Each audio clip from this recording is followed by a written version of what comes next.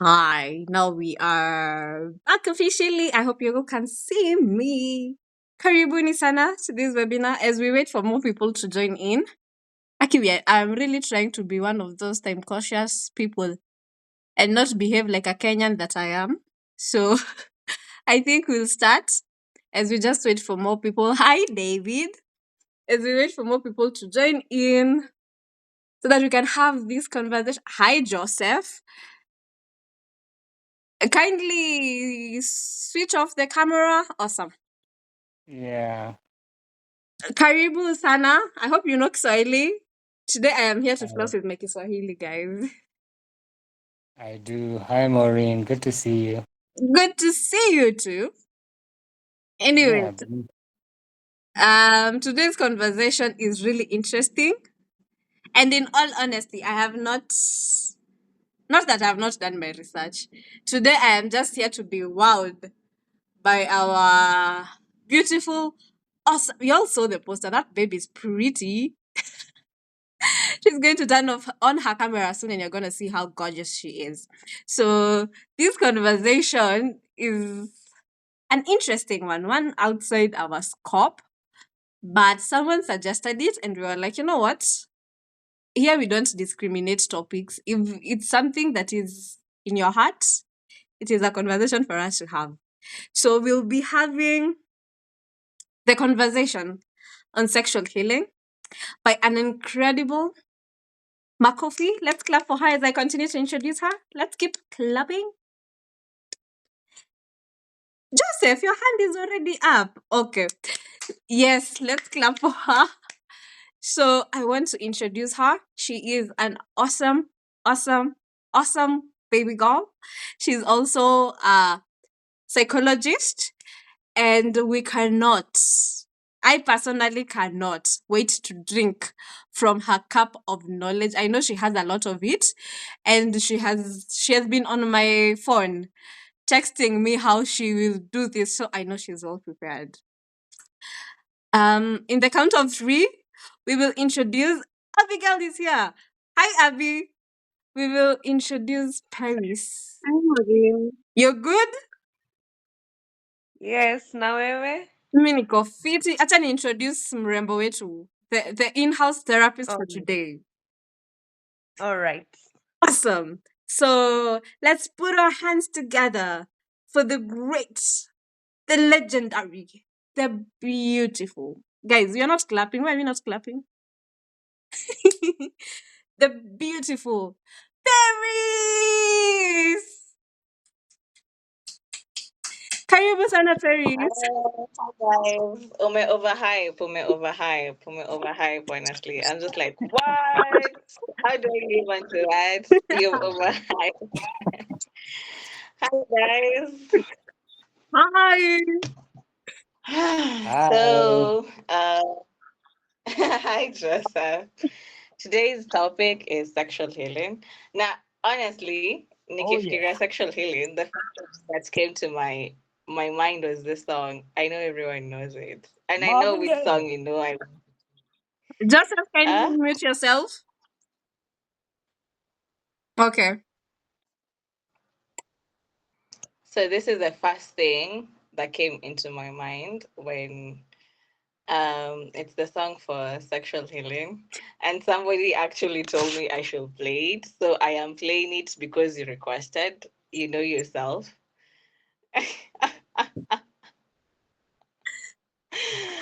Yes, just because you requested, I'm going to play it, and that's how I'm going to do the icebreaker. Can you guys hear? Loud and clear. Unaska? That's my song. Ah, is it?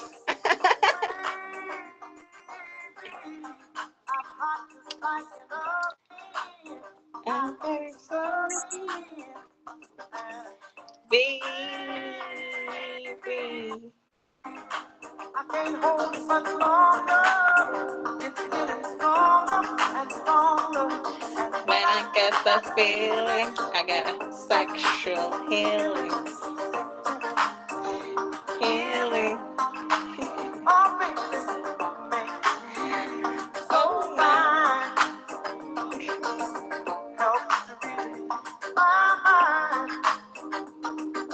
Sexual healing, baby, is good. Okay, so that is the song I thought of when we were starting. I hope I'm not freezing because I'm not come on Maureen, I'm a freeze. Oh, okay. So yeah. So today we're gonna do sexual healing.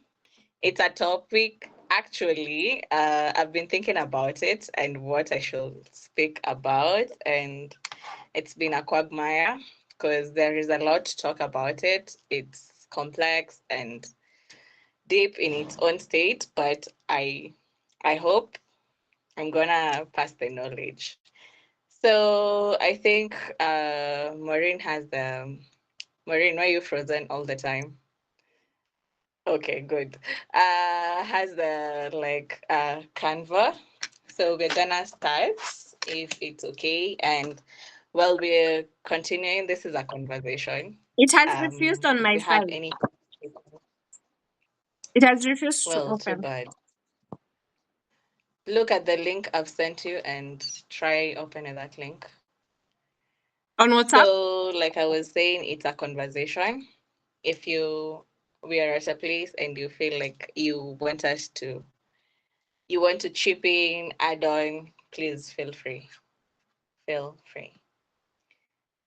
So, yeah, should we start, Maureen? The link you've sent it on WhatsApp ama email? On your email? Yes. Okay, let me check. Okay, let me check. Okay. Oof, you have to give me access. Okay. I have granted you access. Give me a minute.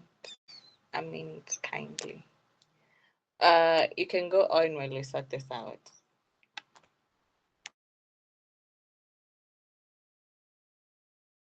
Paris?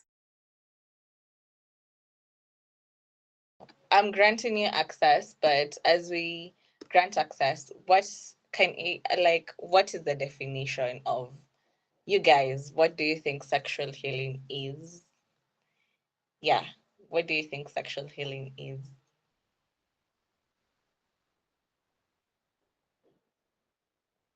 Maureen, what do you think sexual Oh my healing goodness, don't put me on the hot seat like that. we start with you, yeah, You because I'll come with definitions and I want you to tell me what you think it is. okay, at least it has opened finally. You're off the hot seat, huh? I am off the hot seat. Do you project, Okay. Emma? Yeah, you can project it. It's fine. Awesome. Awesome. Let me see if that's possible. Um yes, now you guys can continue. Nobody wants to attempt what they think sexual healing is or what is their perception about sexual healing. Ah, great. Thank you. Okay. Let me go back up. Yes. Joseph has his So, hand up. Joseph, kindly proceed. Well, my perception of what sexual healing is supposed to do is transcending the physical to so sex is about reaching into the soul and getting your heart and your head all right. And I think that's what it should be. That's what it was built for. Okay, that's a very good response. So, yeah, actually, it is going to the soul and going to the in depth, like you said. So, what is sexual healing? And this is going to be the topic. And some of the things we're going to talk about when it comes to sexual healing is the definition of the terms, like what is sexual healing, what is sexual trauma, what is the psychology behind sex. Also, oh, we're going to cover communication and consent. We're also going to cover the normal culture that we have right now around sex and what sexual trauma and some of the culture that was previously that had everything about sexual healing, sexual trauma, sexual assault, sexual abuse, all those topics. And those are some of the terms that we're going to use while we're having this conversation. Like I've said, this is a conversation. I am not here to teach at all, but I'm here to give an expert opinion. Yes. Ah, so Should what I is continue? the first definition is sexual trauma. What is sexual trauma?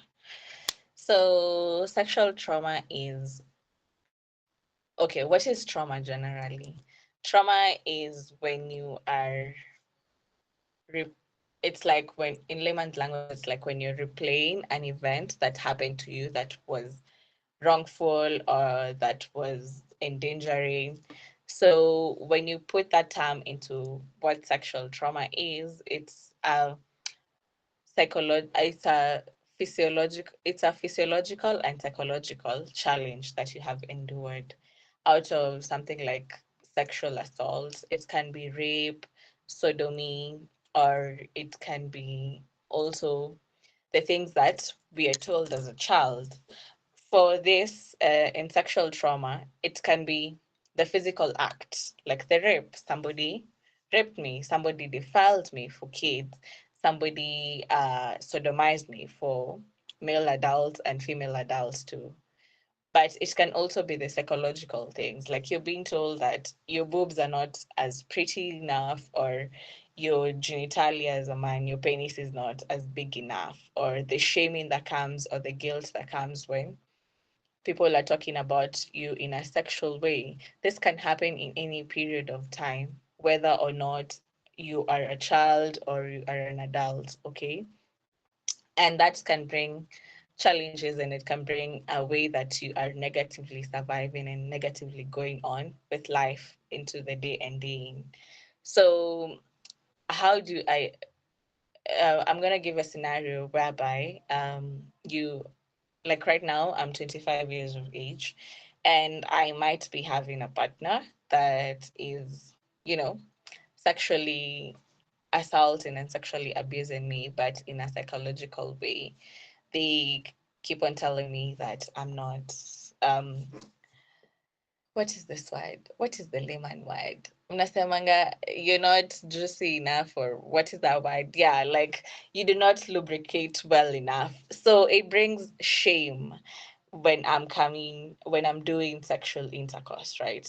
And that shame can be traumatic in such a point that every single time I am undergoing that sexual intercourse or I'm doing sexual activities with my partner, I feel like, yeah, see, probably I won't be wet enough, or, you know, and that even inhibits you from having a very quote unquote healthy sexual life. That is the psychological challenge, and the physical challenge can be like you underwent rape, which can both bring psychological and physical aspects, but you underwent rape and now you just don't want anything to do with the opposite gender touching you, or the person of that sex touching you, or somebody who is in the same gender with the one that assaulted you touching you. So it creates trauma.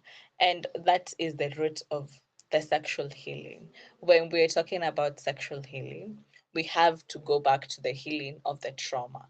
We have to be able to uh, live in such a way that the challenges and the traumatic events, yes, they will still be there, they will still be in existence, but do not bother us as much. We have been able to somewhat cope with it.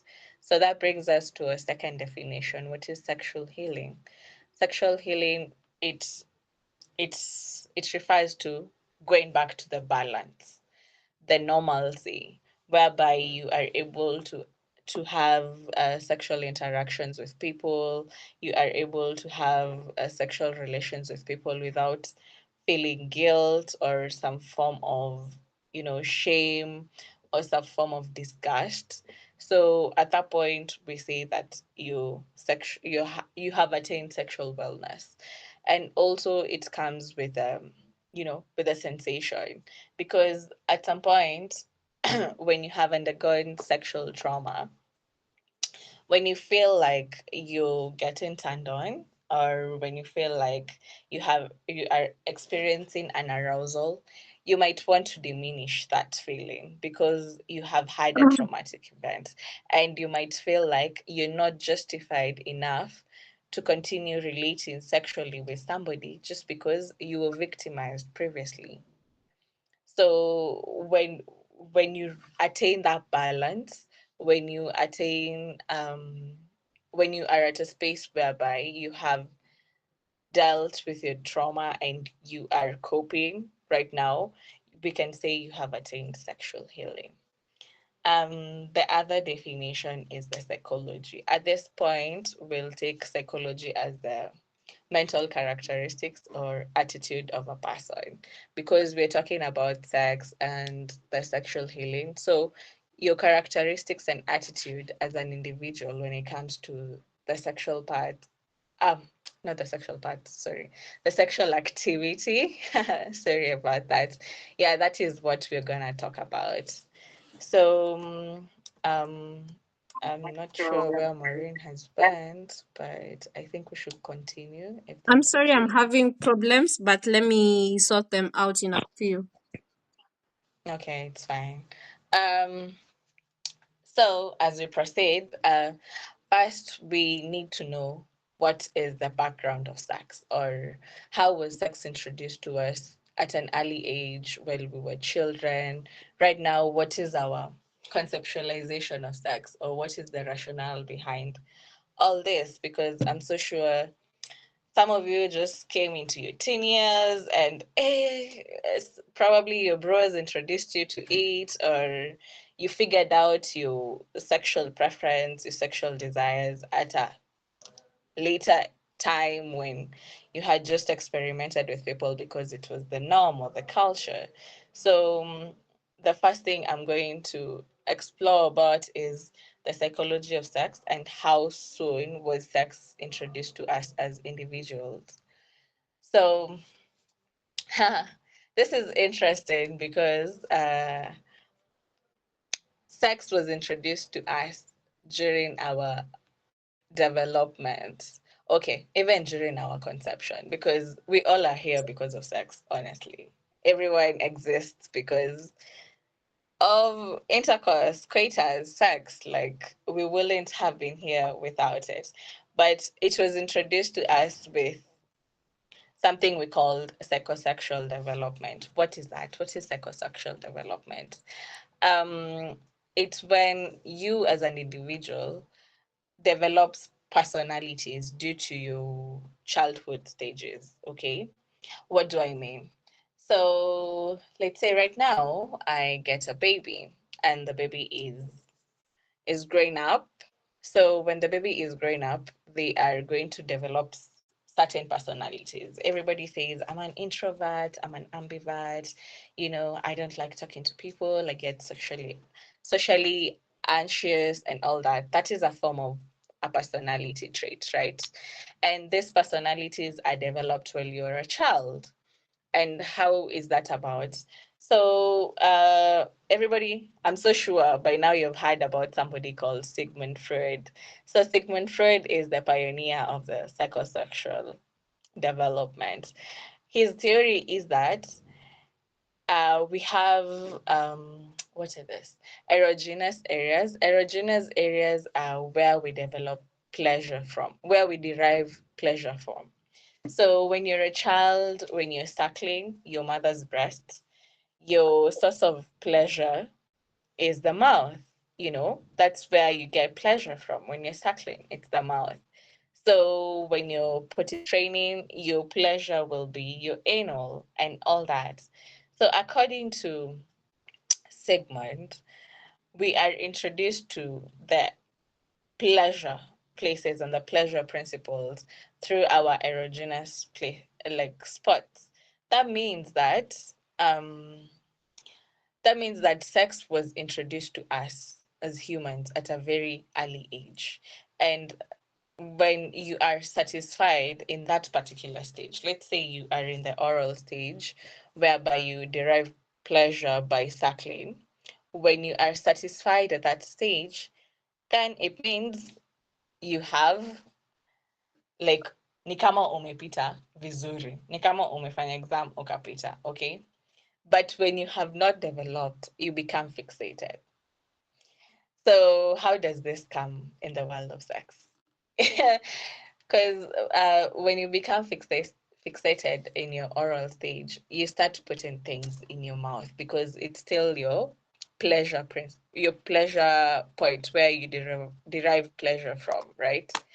So when you put things in your mouth like bidros or stuff, you're deriving pleasure from it. Also in the anal stage, when you're in toilet toilet training, yes, toilet training, potty training, that is when you're at potty training, and at times you might find the child just wanting to have, oh my god, this sounds disgusting, but yeah, seeking pleasure by wanting to not go to the toilet, just wanting to cramp their muscles, right? So that's how they derive pleasure. So you find even in adults, it's something that you still do. You cannot go to the washroom until unasikia ni kama inakuja, like you're so pressed. Or yeah, so you might even find you enjoy certain sexual things like, things going up your anus to tickle your certain sensitive places in your body. Yeah. So that is how sex was introduced to us at a very early age. And if you did not successfully pass the stages, you become fixated, like I have said. Yeah. Actually, that was the hardest part in this presentation. But yeah. So while we're progressing on the psychology of sex, there is another concept in psychology whereby we say there is an order to which the sex the sexual activities occurs. So this order was brought to us by two people who did an experiment with live audience. Like people went to the lab and they were hooked up in machines and they studied the brain while people were doing the sexual activity. So this experiment ilifanya tukajua four four stages. The first stage was the desire, whereby you see somebody, you're attracted to them, you feel excitement, and then that triggers something that is arousal. So when you feel excited, you get aroused. Probably your nipples become hard, your penis is filled with blood and it erects. Yeah, you feel arousal. And then the third one, it's orgasm. You get an orgasm. Like that is a release, your body clenches, your muscle clenches, you get a release and contraction and all that. And then resolution. Resolution is whereby your body goes back to normalcy. Okay. So you were undergoing all these things and then it now goes back to normalcy. That is resolution. So in these stages of sex or sexual activity, or the stages of yeah the stages of sexual activity, you find that they do not go in the same order. Right now that we are these adults, you might find that arousal comes probably first and then desire comes later, or you might find, yeah, it does not really go with that order, in spite of the fact that ideally how it should be according to the 1972 study, of which we are now another decade. So you find that people, you see your partner and you get aroused and then you desire them and then the other things follow through, or you get desires. This comes to whereby like people in marriages and in certain long relationship keep on saying that I don't desire my person as I used to, but every single time we do it, I want to do it again. you know. That's because the stages are not the way they're supposed to be. They can be altered according to the preference. Yeah. Why am I saying about this, or this specifically in the sexual healing topic, is because if we do not understand when sex was introduced to us, the psychology behind sex, how our brain acts around sex, we wouldn't be able to understand or see the purpose of having sexual healing altogether. Yeah, so we will come to something. Oh, we were defining sexual trauma and we defined it. So, what are some of the effects that you as a person can get when you undergo a traumatic sexual event? Okay. So, one thing is there is something we call hypersexuality and hyposexuality. Hypersexuality and hyposexuality. So, what is hypersexuality? Hypersexuality is whereby you are constantly engaging in sexual activities and they affect you day in and day out life. Okay. So these are the causes of sexual trauma and sexual, yes, causes of sexual trauma. So it affects, probably you get overly. Have you met those people? I'm so sure somebody in you have interacted with somebody in your life who's like this.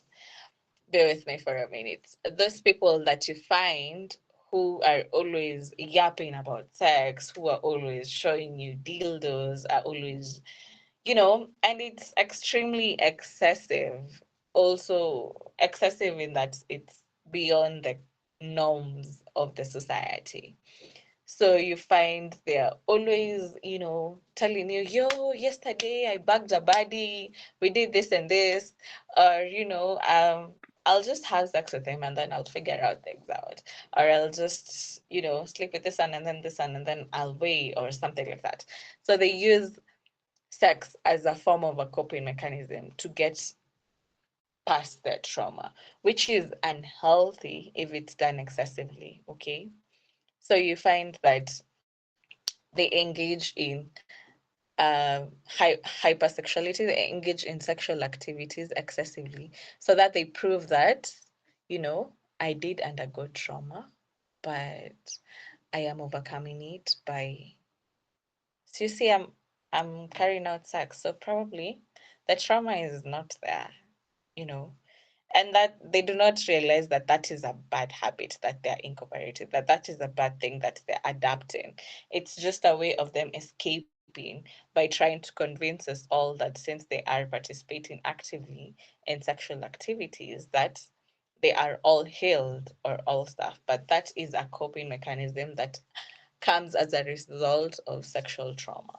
And the reverse is hyposexuality. What is hyposexuality?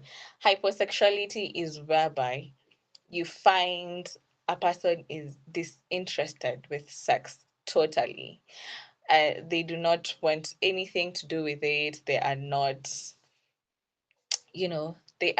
interested at all. They don't want the topics. And this can be challenging, especially if you have a partner and you're interested in, the sexual intercourse and the activities. But due to their trauma, they are unable to participate because, hyposexuality is also a coping mechanism. They feel that right now I should be clothed from head to toe because I was raped, because I was wearing a short skirt, or because this man raped me, for women or for men, because this my auntie took advantage of me while I'm a small child. It's because I got muscles, I got a big chest and all that. So they will try to refrain anything that comes with sex or anything that is sexually involved. They don't want anything about it. And that is how hyposexuality. It's an effect of sexual trauma. Okay, so apart from that, there is something that we call sexual dysfunctions. What is sexual dysfunctions? Sexual dysfunctions, just from the words, like sexual dysfunction. So, what are some of the sexual dysfunctions? One of it can be erectile dysfunction, which I will say from a psychological part of view, not from a medicinal part of view. From a psychological part of view, erectile dysfunction can be caused by something like anxiety. You know, you are anxious about the sexual act because probably when you're a child, your siblings or your molester was trying to touch your penis or something. They're like, "Ebutane kama ikadudu will do something." You know, those are things that people do to kids, and they don't know it's gonna affect them in life going forward. So you find that the sexual dysfunctions become an effect of the trauma. They get things like erectile dysfunctions because they are anxious to do the deed, or they get things like low sexual desire, like we've said with hyposexuality. The low sexual desire is a form of sexual dysfunction just because of the trauma that they underwent. They feel like I was molested or I was raped, I was defiled. I do not, I do not have the energy. I am still depressed. I'm still traumatized by that behavior, by whatever happened to me. So I cannot at all start participating in sexual activity. So when you when you look at it, they just feel like the guilt and the shame consumes them. How was I in such a traumatic event? And I am not justified to start participating in sex just because I was in a traumatic event. I am not supposed to heal. I'm still supposed to feel the shame and the guilt. And those are the root cause of the effects of sexual trauma, the guilt and the shame. Okay? You become so guilty that it happened to me. Probably it's my fault. Probably it's my fault because I wore a short skirt. Probably it's my fault because, I have muscles. Probably it's my fault because I was in a certain area. No, it's not your fault. It's not something that you brought to yourself. This did not happen because you wanted it to. It's a traumatic event that happened to you. So you develop sexual dysfunctions because of it. That's one effect of sexual trauma. The other one is attachment. You find that some people with sexual who have undergone traumatic events sexually, they have issues with attachment. It can be one of two things. One, they can be avoidant totally. They don't want to be in a relationship with anyone. They don't want to form friendships with anyone. They just do not want anywhere whereby there can be intimacy, because apart from the physiological activity that happens, sexual sex has a lot of intimacy. It has a lot of trust. It has a lot of safety. When you have been in a traumatic sexual activity or something traumatic that was sexually related happens to you, you want to feel safe with that person. You want to feel like this person can take care of me, can take care of my needs. I am safe around this person. Safety is one of it. So if you're not safe in any relationship, you'll clearly avoid it, right? You'll be anxious to join the the relationship or the friendship. So if you do not feel a form of safety, you won't be able to participate in it. And that's why the attachments become different. You want to avoid any attachment style with anyone, with your friends, because you want to feel some level of safety and they're not offering with you. Or also, you can find an anxious attachment. This is whereby the person can form attachments with people, not looking at what if these people are harmful to me? What if these people attacks me? Like, you can find a child who has undergone a sexual traumatic event just forming relationships with anyone, generally anyone, be it of any social status or whatever. But this they're doing out of anxiety because they want to show that I have gotten past my trauma. I have gotten past whatever was happening to me. So I need to form attachments with people. I am trying to somehow show people that I have progressed, I've gotten past it. That's why I'm forming attachment with people. So you find anxious attachments being formed with people, and they are not around the safety, they are not around the acceptance, they are not around the intimacy. Okay. They just form it like you find a person with 100 friends and they just had a traumatic sexual event happen to them just because they want to prove that, you know what, I'm good, I am okay, nilimalizana na hiyo maneno, it happened, ni hivyo, but it is a process. You won't you might wake up one day feeling like I can cope with this, but you won't wake up one day feeling like I have really overcome this. It is a process that you need to work through it.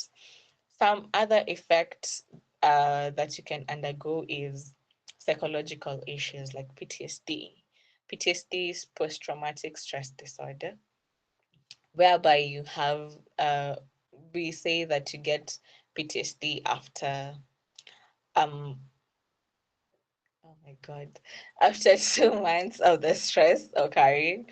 So, like when you're having PTSD, sorry, when you're having PTSD because of the sexual traumatic event, it's something that will inhibit your day-to-day activities. It will inhibit you from going to work, relating with other people. Yes, you might also be depressed due to whatever was happening to you. You might also be overly anxious. You might have panic attacks. Anxiety might come with panic attacks, with um yeah, with panic attacks. So every single time probably you are in a situation whereby you have to engage in the sexual activity, you just start having a panic attack, or you are around a person who resembles the person who did the traumatic event to you, you start panicking, you start having an anxiety attack. Yeah, so those are some of the psychological issues that you may have as an effect of the sexual trauma. So that leads us to sexual healing. What is sexual healing? Like we've said, it's the balance whereby you reach and you like the trauma, you have achieved the balance that you require, like the normal balance that we say that you require when you have healed from a traumatic event. So, how do you achieve this, you as a person? First thing is by talking about the situation. You need to be in a safe space whereby you can be able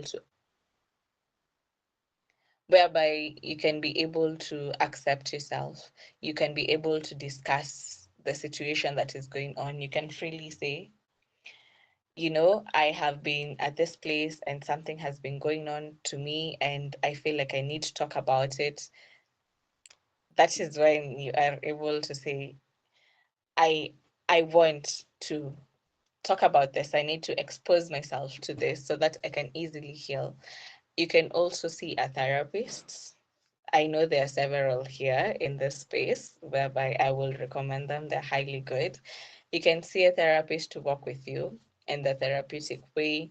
Also, you can try and work with people who are able to give you a lot of safety, because safety, and I wouldn't overemphasize this, safety is very important, because you need to feel a place whereby you can feel that, you know, all this that I'm going through, it's okay, it happened, I need to move forward, and I need to be at a safe space.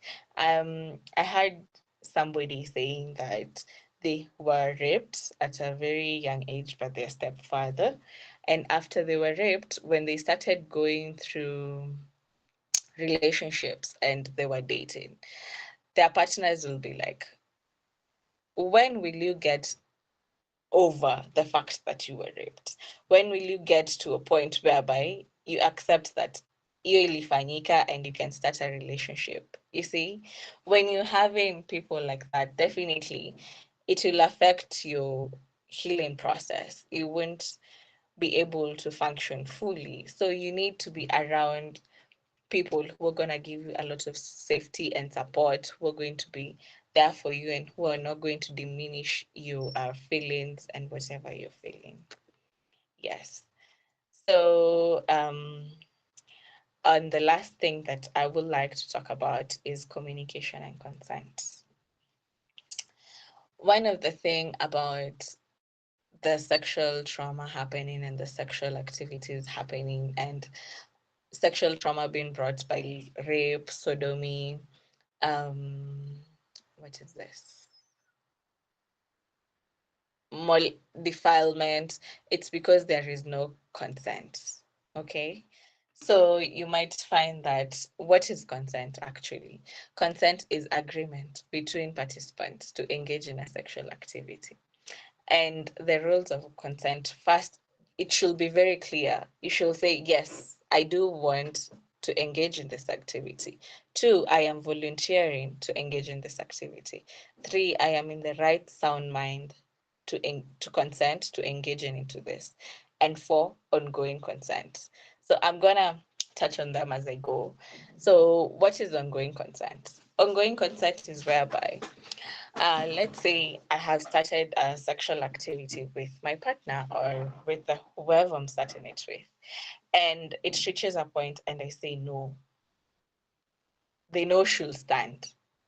Whether or not I willfully wanted it then, if I say no, it's no. Just stop whatever you're doing. And I know mtu anaweza sema, ni ngumu, what if niko ndani na anasema no? You just stop. Dude, you stop and you move because whatever you do past that no, it's rape according to the law. Like, what if your girlfriend anakushikashika or your person is touching you and you're getting aroused and then useme no na bado ako like, babe, nasi nilifanya hivi last time na ulisikia vizuri. Like, babes, if the man says no, if the woman says no, it's no. Just stop it there and do not continue. And that is why I'm talking about ongoing consent. You should be able to ask, do you like it when I do it like this? Do you want me to continue? Is it bringing you pleasure? If they say no, just stop it there. There's no need of proceeding. And it's not, voluntarily. This person does not want to do it and they have withdrawn their consent. Whenever they withdraw the consent, you move back and you stop whatever you were doing. No matter how pleasurable it was for you, it's two people consenting. If I do not want it, you move back. If you do not want it, I take a step back. Okay. I hope this one comes because the lack of consent is what is causing sexual assault. The lack of consent is what is causing sexual trauma. The lack of consent is what is causing things like sodomy and rape. So when the consent has to be there, it needs to be clear, it needs to be voluntary, and it needs to be coherent. Voluntary si lenye unamwambia, babe, si tulifanya hivi last time, si tufanye tu, silisikia vizuri. Yeah, hataki. You just don't force them to continue because wewe unataka, ye hataki. And communication also. You might find that I was in a traumatic sexual event and I have not achieved the sexual healing that we're saying. And there are things I don't like to be done. I don't want you to touch my butt. I don't want you to touch my neck or something because it's a trigger for me. When you do that, I get triggered. So those are the things that you should communicate with your partner. Okay. Because this is a journey and your partner, be it your sexual partner, should be able to walk with it with you. So if there are parts of your body that you're not comfortable with them touching or anything, you just say, I am not comfortable with you touching this part of my body. If you're doing it, can you please do not? Or I am not comfortable engaging in this activity, but I would like us to be in a relationship until when I'm comfortable, probably that's okay. It should be a communication that is done prior and even after. najua mtu anasemanga ati sasa nitapata reviews after. Yes, ask, what did I do that was not sitting right with you? What did I do that triggered you? Especially if you know your partner has undergone such a traumatic event. What did I do that made you uncomfortable? What should I not do? What are your triggers when it comes to this whole sexual thing? And one thing I want to say is the body is very different. In spite of the fact that the mind is a powerful tool and it can control the body, studies have shown that most of the time, people that have undergone rape have had orgasms. Surprisingly, right? Because it's the physiology. You can touch the G spot in such a way, and you think that this is a rape victim. Mbona alikuwa anapata orgasm? It's the body that was reacting. It's just right now. If I pinch you, you'll move. You'll remove your hand, right? If I pinch you, you'll feel painful. Alafu utatoa tu mkono. That's a reaction from the pain that was inflicted. So it can still happen. You can find that person did not consent to this, did not want it, but the body had the orgasm, had the release. It's a physiological response. But sasa wewe utakuwa like, na see you ulikuwa na mon, see you had an orgasm. Why are you still saying that I raped you or I did something wrong to you? No, the body responded. That does not mean that I, in my clear mind, in my sound mind, consented to this. I did not want this. And plus, this day is with our urban culture. Our urban culture has made us to start normalizing certain things. Like if I find a lady or a man, I can easily grope them, and groping seems to be sexy. But have I allowed you to grope me? Like if somebody groped you in the bus while you're moving, if somebody touched your genitalia as a man while you're moving and you have not consented, that is sexual assault. That is a traumatic event that has happened to you. It's something that probably you've not sat down and thought about it, but it's wrong. It happened to you and you did not consent about it. So, well, you're looking at it that way, look at it from the other person's point of view. When I touch this person and they did not consent for me to do it, even if their body reacted in a certain way, did I cross the boundary? Did I assault this person? When it comes to sexual healing, dealing with the trauma first, as I take my part in short, dealing with the trauma is one of the fundamental things for the sexual healing. Two is seeking safety. Look for safety. Have people who make you feel safe, a place that makes you feel safe. And three, just talk about it. See a therapist, see a counselor, be in a space whereby you can freely talk about it. See, this happened to me. It will be hard reliving the moments, reliving the trauma, going back to the bad event, but as you go on, you might find it easier to talk about it. Talk about it, see somebody to talk about it. You can also, if you do not want to talk about it, you can journal about it, write it down, say it from different angles, write it down over and over again, okay? So that you may be able to achieve a place whereby you can feel sexual healing. So that is the last slide. I think I am still within time. So I'm going to give it back to Maureen for any questions that you might like to ask. And my mentor is here and he's making me very nervous. So yeah, but for any questions that you'd like to ask, kindly feel free. Yo, let's put our hands together for Paris. I was so 50-50 on this conversation, guys. I was like, where am I ready for this conversation? I almost told Peris, eh, siwi kidogo change the topic. But I was like, we are running with it, and she did it just okay, guys. Okay. You're being celebrated. Your flowers are so many. You've tackled. I know. Mna overdue. Mna overdue, actually. Mna overdue, my It's the guys. love. It's the love, boo boo. But that was such a conversation. Thank you so much. One thing about mental convo is the fact that after leaving here, you always leave here thinking about your life. And that is why we always try to have a professional therapist around. So I know we will probably get a contact from Peris if, in case you have a question. Somewhere you'd want her to help. I can also recognize that we have Abby in the group chat. She is also a therapist. We have I saw B somewhere. Yes, those are the great human beings that we've worked with. I hadn't thought about. Okay, let me go through the comments. If you have a question, now is the time where you can lift up your hand, ask your question, give your comment. Hey, Bella, you Can had give been waiting for that opportunity. Yes, Paris. the last slide has the contacts. You were asking Oh, about the okay, contacts. okay, okay. Bella, you can go on. Thank you very much. Yeah. Okay. The conversation has been very interesting. I just have one question for our speaker.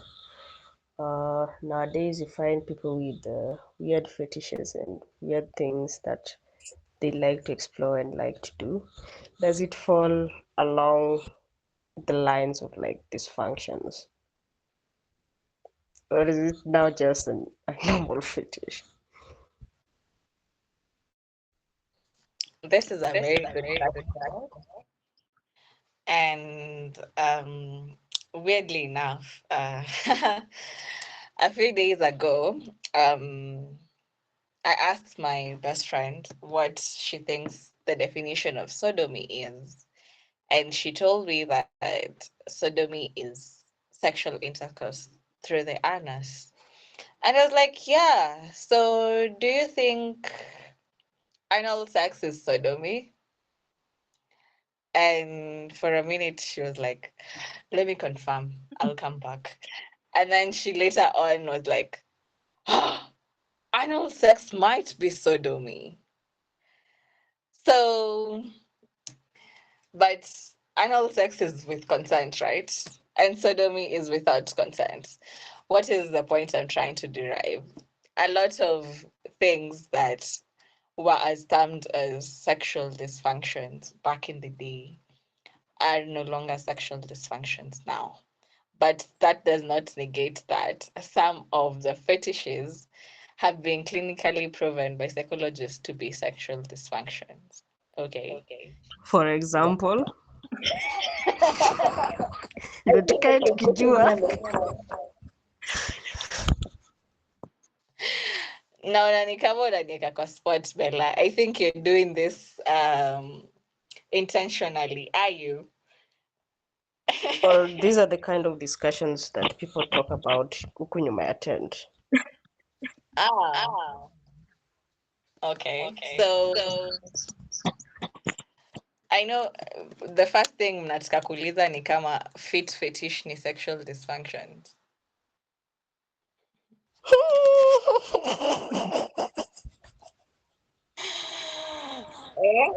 I know at the end of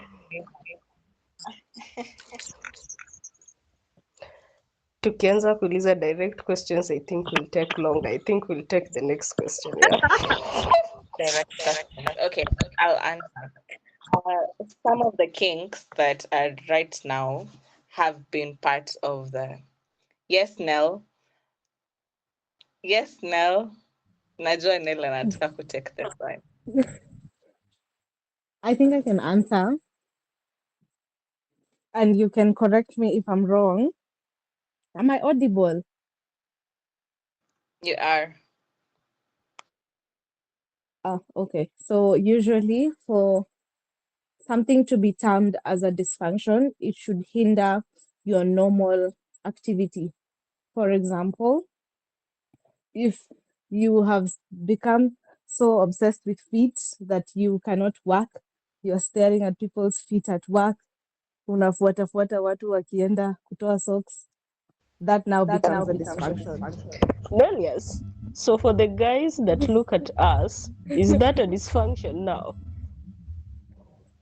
Look at you how? Because No, look at when guys normally when they are in the streets walking and they sit and they look at a nice ass and they stare till like the girl makes a corner. Is now that a dysfunction? well, like I said, unless it hinders their normal daily activities and functioning, then that is the only time when it can be termed as a dysfunction. And then huku Kisumu we have a lot of dysfunctional men. If they are unable to work because a big built lady Bella, is kindly passing unmute by, yourself. like they Unmute cannot yourself. perform tasks. Siskiki? Melias, continue. Bella was Mike had an echo.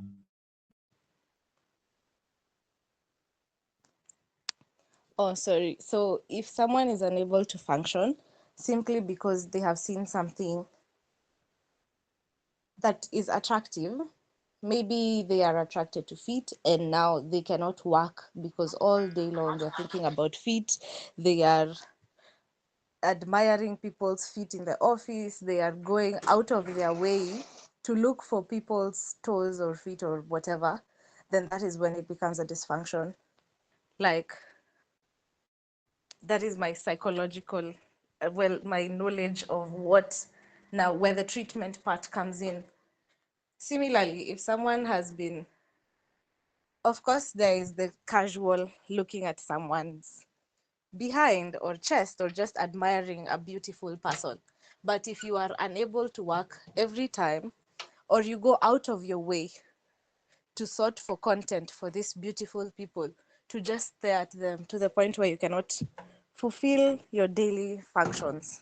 You can't work, you don't eat, you're unable to do anything with yourself. Now, that is when it becomes a dysfunction because it is hindering your processes or your activities. Okay, Nelia. That is actually a very good answer. Thank you, Nilas. When it hinders your normal activity. So Bella najua hapo umejibiwa. But also there are there are certain fetishes that have become some sort of a norm, like feet fetishes, hair fetishes, you know, choking. What do we call it in the term? Erotic asphyxiation, asphyxiation, fixation. Yes, like choking. It has a term of which it was a fetish, but right now, everybody wants it to be done to them. You see, yeah. So whatever Nell has said is gospel truth. If it limits or inhibits your way of life, then that's when you do need treatment. Because there are even people who are attracted to disabled people. It's a fetish. Like, I wouldn't be with anyone unless they are in PWD. So yeah. Okay. Okay. Next question. I had seen Sam had his hand up. I can see. Okay, Eddie, go next. Right. Thank you very much. Can you hear me? Yes, we can. Okay, great. Yeah. Just to say, great presentation. Before I go on with my question, it's really been a great and highly informative presentation. Yeah. My question is on consent. You said some very interesting points about consent, where you mentioned that if a lady says no, obviously as a guy you have to stop, which I guess is reasonable. But then the question is, I read something, I think should have been either a book or something, either on social media, I can't remember exactly, but the title of what I read was 8 Things Ladies Like. And one of the things was that ladies like a man who shows dominance, who shows he is in charge, who shows leadership. And they kind of paint this picture where like ladies enjoy this thing of like you push her towards the wall, and even if she's saying no, you kind of like continue, and like they enjoy that kind of a thing. So the first question is, does that hold true in this case? And if so, like, how then do you marry it with the point that you said on consent? Thank you. That's a very good question. Thank you, AD. Okay. I forgot to add something on the consent. Consent also has like the non-verbal consent, okay? So like there is verbal, yes, no, and there is the non-verbal consent, whereby probably somebody is having too much pleasure that they just show you we're in the layer too. So it has to be they has not simultaneous. Okay, yes, simultaneous, but they have to complement each other, both the verbal and the non-verbal. Like you've said, the woman might be telling you no, but the mwili nasema yes, but you still ask, do you actually mean no or yes? You don't make an assumption just because it's something you did previously and they enjoyed. The communication, both verbal and non-verbal, are very important when it comes to the consent. John? Okay. Uh, Okay. yeah, I just wanted to answer and also Eddie. Um, on that aspect, let me tell you, the internet has a lot of toxic things that we as men actually read and believe that it's true. Like people are so different, whether it's man or a woman, we're so different from each other. My preferences are not exactly your preferences. And I think this comes in with the aspect of communication that you're saying, and even consent. When you have a partner who maybe enjoys these things, when they're saying no and they're actually meaning yes, there has to be some communication that I like this. And that's why you see in some people, they have some safe words. Safe words, it means like during sex, there's a word I'll say that means no, this is serious, this is traumatic to me, don't do it. While some women will still continue saying no, meaning yes. But if I say my safe word, that means actually don't continue. This is maybe a trigger for me.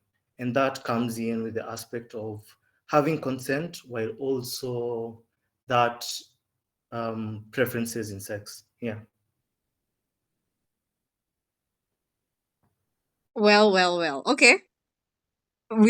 Yes. What Joseph has said. Exactly that. Oh, Peris has left. Okay. So okay. So okay, let me just go through the comment sections. Who can I throw under the bus? Who can I throw? Oh, Paris is back. I wanted to throw one of our in-house human awesome people under the bus, but I see Paris is back. Anyone else with a question as I go through the comments as we conclude? Today we started very on time. So Joseph has said general rule of thumb, thumb, guys. If she looks scared or uncomfortable, do not carry on. Some won't say a word, but her body language and the look in her eyes should tell you what you need to know. Pay attention to your partners. Very wise man. Very wise man. Christian is saying ladies are so weird. Bombastic side eye. And then B, not all ladies like that. Some get turned on though with brutality. Okay, I don't know. I don't know if I should call it brutality, but yeah. I'm reading this, so if you have a question, you could ask before I conclude. Um, Joseph is very informed. I think you're getting the terms mixed up a little bit. Dysfunction implies a deviation from natural or normal functions. For instance, a dick is supposed to erect under the right conditions. If it doesn't, that's dysfunction. Fetishes are compulsions. That's hyper focuses on an object or condition. Yeah. I'm looking for. That is very true. That is very true. Okay.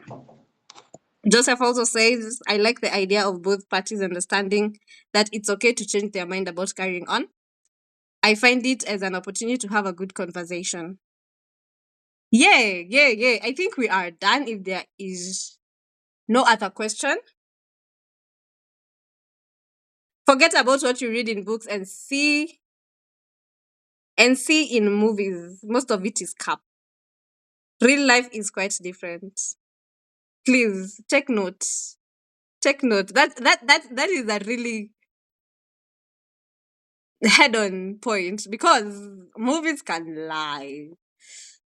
And if you read, reading can lie worse because it's your imagination doing the thing. But yeah, that was such. Peris, washa kamera yako ndo nikubate. Awesome. I am here, and I want to add on Okay. whatever you've said that reading can lie and watching movies can lie because, like, it shows that whenever you see your person, you should instantly feel desire or sexual arousal, but that might not be the case. And plus, it also portrays that, yeah, it portrays that mostly. That's every single time you see your person, you should be like, oh, let me rip my clothes off, let me rip your clothes off. But that's not how it happens all the time. So, yeah, gather more information than what is actually in the movies. They're selling the books and the movies, actually. Awesome. Awesome. Yeah. Whatever you see, whatever you read might be not the word factual, but also consume. Okay. Talking. Let's stick to the topic. Sexual healing. A lot of trauma is caused. You might not be willing to be causing someone trauma. It's not something that you're like, I'm doing this to hurt you. But if person X says I'm not comfortable with this, they tell you today I don't feel like being intimate, it's okay to take the L. Because it can be just that one scenario and you leave this person traumatized and you leave this person disturbed for like years because of something you did and triggered them or made them feel bad. So yeah, let's be darlings in the famous words of Maureen. Yes, present a little tenderness. Yes, yes, yes. Whatever Joseph has said. Anyway, I want to appreciate Paris so much. Thank you so much for being part of this conversation and shining your knowledge here. Because I don't think you did the conversation justice, I swear. You just did the conversation justice. At some point, if you tried to log in, I know you noticed there was a problem. Our link was not working for a minute. That's why I was off. I was trying to sort that. But thank you so much, Paris. Thank you so much to you guys for joining in, for being part of this conversation, for being an active member of society. And I hope that even if even when we leave this conversation, the conversation will still continue. Even when we leave this webinar, the conversation will continue outside there. We'll continue to be safe spaces for people. We'll continue to heal our, well, not all of us, but we'll continue to heal our sexual traumas. We'll continue to be ambassadors of change because change starts with you and me. Okay? Thank you for joining in. Thank you, Paris, for, I don't know, for everything, Manze. Your Thank knowledge. you.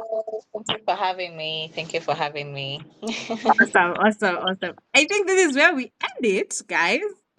Yeah. Yeah. I usually don't know how to end these lives. I always say this, but these are Paris contacts. If you want to reach out to her, she's a professional, so she will definitely do you justice. And I see you next week. We'll be having. No, I'm not gonna tell you the topic, but we'll be having. Yeah, I had to say goodbye. I know. Like I'm struggling to say goodbye. This has been such a beautiful conversation.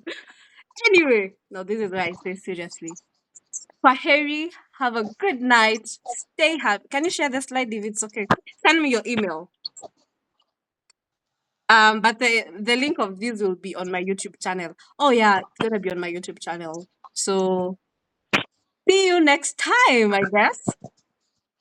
Bye. Bye, guys. Bye bye.